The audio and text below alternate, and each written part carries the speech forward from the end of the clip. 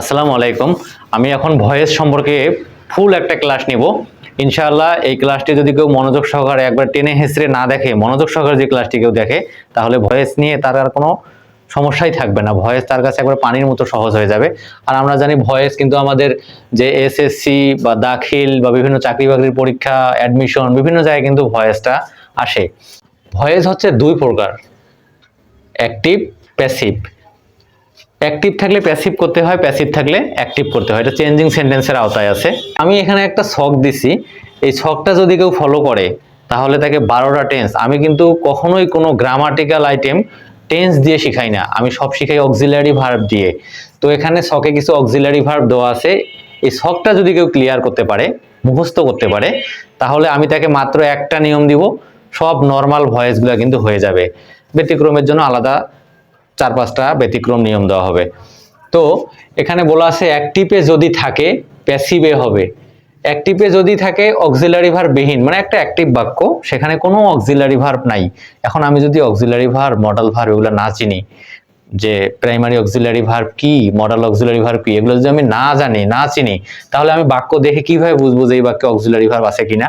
এই জন্য নিচে আমি কিন্তু প্রাইমারি অক্সিলারি ভার্ব এবং মডাল অক্সিলারি ভার্ব দিয়ে দিছি। যেমন do, does, did, am, is, are, was, were, have, has, had কে প্রাইমারি অক্সিলারি ভার্ব বলে। এই অক্সিলারি ভার্ব কটা একবার ঝাড়া মুখস্থ করতে হবে, তাহলে টেন্স ছাড়াই voice narration, right form of verbs, যত রকম কোশ্চেন আছে সবগুলোই কিন্তু আমি সহজে করে দেখাবো। এখানে মডাল ভার্ব দেওয়া আছে may, might, can, could, shall, should, will, would, must, need, ought to, going to, dare কে মডাল অক্সিলারি ভার্ব বলে। এই কটা যদি কেউ মুখস্থ করে তাকে ইংরেজি শেখানোর দায়িত্ব আমার। তো এখন দেখা যাচ্ছে এখানে 1 নম্বরে বলা আছে যে অক্সিলারি ভার্ব বিহীন হইলে সেটা প্যাসিভ করার সময় এম, ইজ, আর আসবে। একটা বাক্যে যদি কোনো অক্সিলারি ভার্ব না থাকে, প্যাসিভ করার সময় কি আসবে? এম, ইজ, আর নিয়ে প্যাসিভ করতে হবে। আর যদি একটা অ্যাক্টিভ বাক্যে এম, ইজ, আর থাকে, তো প্যাসিভ করার সময় কি হবে? Am, is, are plus being, অর্থাৎ এম বিইং, ইজ বিইং বা আর বিইং হবে। এটা সাবজেক্ট অনুযায়ী হবে। আরেকটা হচ্ছে যদি অ্যাক্টিভে ভার্ব টু থাকে, তাহলে প্যাসিভে কি হবে? প্যাসিভে ওয়াজ বা ওয়ার হবে। সাবজেক্ট অনুযায়ী ওয়াজ বা ওয়ার। দেখা যাচ্ছে একটা সেন্টেন্সে স আছে, স কিন্তু আমরা জানি ভার্ব টু, সি, স, সিন। তো একটা বাক্যে স আছে, তাহলে আমাদেরকে ওটা প্যাসিভ করতে হলে কি আসবে? ওয়াজ বা ওয়ার আসবে। অ্যাক্টিভে যদি হ্যাভ হ্যাজ থাকে, প্যাসিভে হবে হ্যাভ হ্যাজ প্লাস বিন, অর্থাৎ হ্যাভ বিন বা হ্যাজ বিন। অ্যাক্টিভে যদি থাকে হ্যাড, প্যাসিভে আসবে হ্যাড বিন। অ্যাক্টিভে যদি থাকে মডাল ভার্ব, তাহলে প্যাসিভে আসবে মডাল ভার্ব প্লাস বি। এই যে মডাল ভার্ব, কোথাও কোথাও একটা অ্যাক্টিভ বাক্যে মে আছে, তাহলে মে বি হবে। যদি মাইট থাকে তাহলে কি হবে? প্যাসিভ করার সময় মাইট বি হবে।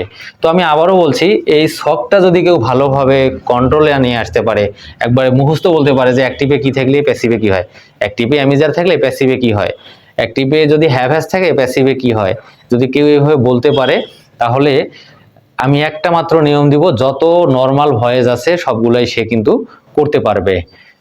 ভয়েস করতে হলে আমাদেরকে কিন্তু সাবজেক্ট অবজেক্ট জানতে হবে, যে কোন সাবজেক্টের কি অবজেক্ট। দেখা যাচ্ছে এখানে আই, আই এর অবজেক্ট কি? মি। উই, উই এর অবজেক্ট কি? আস। হি, হি এর অবজেক্ট কি? হিম। শি, শি এর অবজেক্ট হচ্ছে হার। শি বলতে মহিলা, তা মহিলা মানুষ হার পছন্দ করে খুব, এই জন্য শি এর অবজেক্ট হার।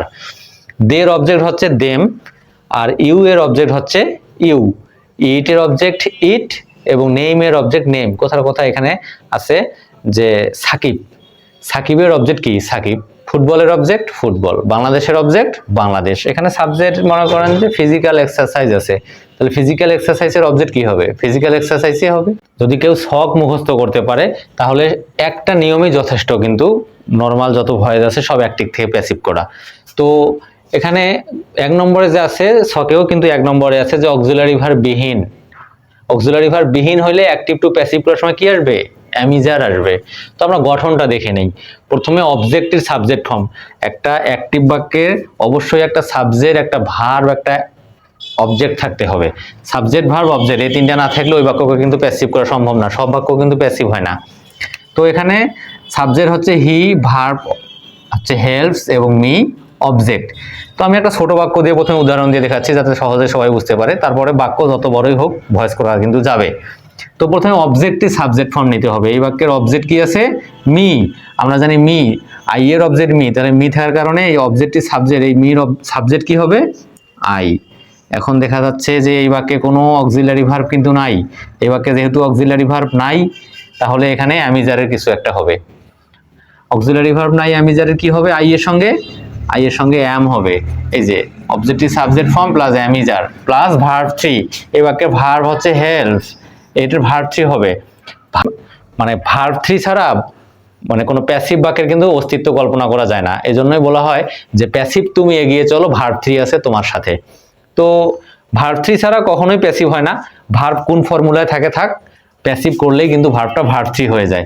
তো অক্সিলারি ভার্বের পরে যে ভার্ব আছে সেটার ভার্ব 3 হয়ে যাবে। হেল্প নিয়মের একটা কি হবে? বাই। এই যে নিয়মের বাই এবং সাবজেক্টের অবজেক্ট ফর্ম। এই বাক্যে সাবজেক্ট কি আছে?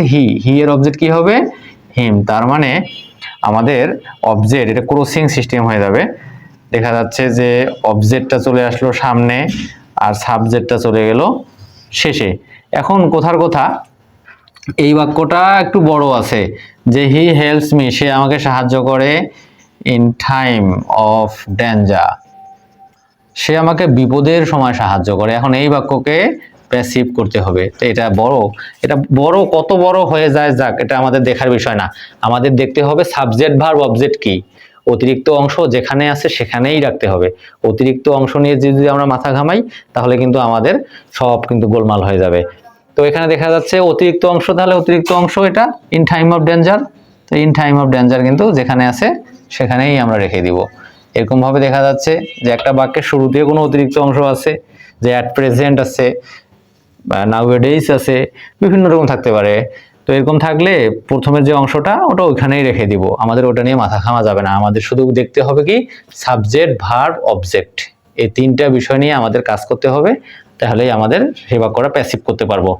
এখন দেখা যাচ্ছে যে এখানে অক্সিলারি ভার্ব ছিল না, কিন্তু কোনো একটা বাক্যে যদি অক্সিলারি ভার্ব থাকে, যেমন হি হ্যাজ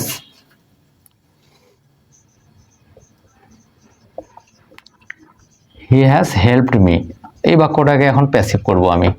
তো দেখা যাচ্ছে এখানে অক্সিলারি ভার্ব কি আছে? হ্যাভ হ্যাজ এর যে কোনো কিছু একটা আছে। আর আমার ছকে দেওয়া ছিল যে হ্যাভ হ্যাজ থাকলে এটা একটা অ্যাক্টিভ বাক্য, প্যাসিভ করতে হবে। তাহলে অ্যাক্টিভ বাক্যে যদি হ্যাভ হ্যাজ থাকে, প্যাসিভে কি আসবে? হ্যাভ বিন বা হ্যাজ বিন। তো প্রথমে ফর্মুলা আমাদের ওটাই, সাবজেক্ট ভার্ব অবজেক্ট খুঁজতে হবে। এই যে সাবজেক্ট ভার্ব অবজেক্ট, এটা হচ্ছে অক্সিলারি ভার্ব, এটার হিসাব নাই। তো এখানে মিটা কি হবে? আই। এখন হ্যাভ বিন, আই এর সঙ্গে হ্যাভ বিন হবে নাকি হ্যাজ বিন হবে? আই এর সঙ্গে হ্যাভ বিন হবে, ফার্স্ট পারসনের সঙ্গে হ্যাভ বিন হবে। তো আই হ্যাভ বিন, এখন ভার্ব 3 নিতে হবে। এই যে ভার্ব 3 হেল্পড। একটা বিষয় মাথায় রাখতে হবে যে হ্যাভ হ্যাজ হ্যারের পরে ভার্ব 3 খোঁজা লাগে না, ভার্ব 3 দেওয়াই থাকে। তাহলে হেল্পড এটা ভার্ব 3 তে আছে, ভার্ব 3 নিলাম। নিয়মের একটা কি হবে? বাই। এবং হিটা যে আছে সাবজেক্ট, এই সাবজেক্টটা এখন কি হবে? অবজেক্ট। আমার কিন্তু ওই যে এই ফর্মুলাটা এখানে দেখানো আছে যে অবজেক্টটির সাবজেক্ট ফর্ম হয় প্রথমে, আর শেষে হবে সাবজেক্টটির অবজেক্ট ফর্ম যাবে শেষে। তো এরকম ভাবে যে কোনো অক্সিলারি ভার্ব যুক্ত থাকলেই আমাদের ছক অনুযায়ী ওই যে অক্সিলারি ভার্বটা বাড়তি হবে, মানে যা আছে তার চেয়ে বেশি বেশি হবে। যেমন এখানে যদি মডেল ভার্ব থাকে তাহলে মডেল ভার্ব প্লাস বি নিব আমরা। তাছাড়া অন্যান্য ফর্মুলা কিন্তু সবই ঠিকই থাকবে। এখন কিন্তু রুল 1 এর মাধ্যমে আমি নরমাল ভয়েসগুলো সম্পর্কে আলোচনা করলাম। এখন ব্যতিক্রম ভয়েস আমি পরবর্তী ক্লাসে আলোচনা করব। আর এরই মধ্যে যদি কেউ আমার চ্যানেলটি সাবস্ক্রাইব করে না থাকেন তাহলে সাবস্ক্রাইব করে দিবেন, আর যারা ইতিমধ্যে সাবস্ক্রাইব করেছেন তাদেরকে অসংখ্য ধন্যবাদ। এবং সাথে সাথে ফেসবুক পেজে যারা ফলো দেননি তারা ফলো দিয়ে পাশে থাকবেন ইনশাআল্লাহ। ধন্যবাদ সবাইকে।